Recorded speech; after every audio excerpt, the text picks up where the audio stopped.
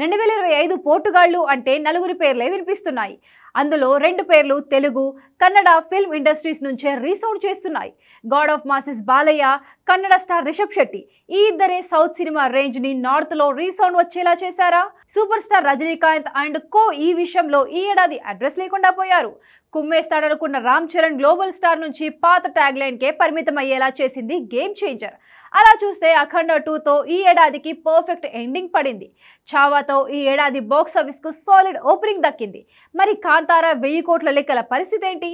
ఈ సినిమాతో పోలిస్తే అఖండ 2 1000 వాలాగా మారుతుందా? మొదటి రోజే 60 కోట్ల పైనే వసూలు రాబట్టినట్టే అన్న లెక్కలు వినిపిస్తున్నాయి. మరి 1000 కోట్ల పండగకి ఛాన్స్ ఎంత?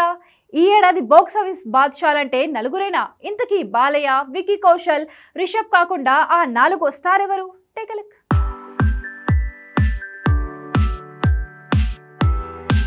2025లో బాక్సాఫీస్లో బొమ్మ బ్లాక్ బస్టర్ అనిపించిన మొనగాళ్లంటే నలుగురే నలుగురు. అందులో టాలీవుడ్ నుంచి మాత్రం ఒకే ఒక్క నటసింహం బాక్సాఫీస్ మీద 1000 కోట్ల పంజా విసిరినట్టుంది.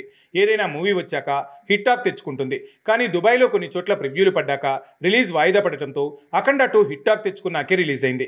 మొదటి రోజు 2 ఆటలపై 65 కోట్ల వరకు అడ్వాన్స్ బుకింగ్స్తో లెక్కలు తేలాయి. మిడ్ నైట్ షో తర్వాత వచ్చే కొత్త లెక్కలు అంతకు మించితే 100 కోట్ల ఓపెనింగ్స్ రావచ్చు. అదే జరిగితే ఇదే జోరు ప్రతిరోజు ఉంటే 10 నుంచి 20 రోజుల్లో ఈ మూవీ 1000 కోట్ల క్లబ్లో పడే అవకాశం ఉంది. అంటే ఈ రికార్డు కూడా ఈ ఏడాది పూర్తి కాకముందే ఇయర్ ఎండ్ లోపే జరిగే ఛాన్స్ ఉంది. ఈ ఏడాది కుమ్మేస్తాయనుకున్న రజనీకాంత్ మూవీ కూలిపోయింది.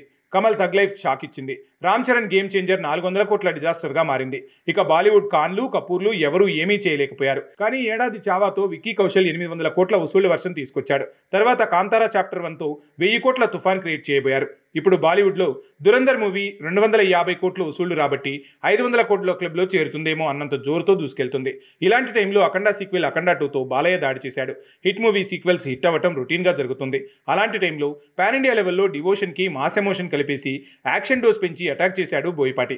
సో ఓవరాల్గా సౌత్ నుంచి నార్త్ వరకు, కోర్టు నుంచి డ్యూడ్ వరకు చిన్నా చితకా హిట్లెల్లా ఉన్న ఇండియాని ఊపేసింది మాత్రం 4 అంటే 4 సినిమాలు. అవే చావా, దురంధర్, అఖండ 2, కాంతారా 2. అందుకే ఈ ఏడాదికి బాక్సాఫీస్ని బ్లాస్ట్ చేసిన మొనగాళ్లంటే ఈ నలుగురే మరి.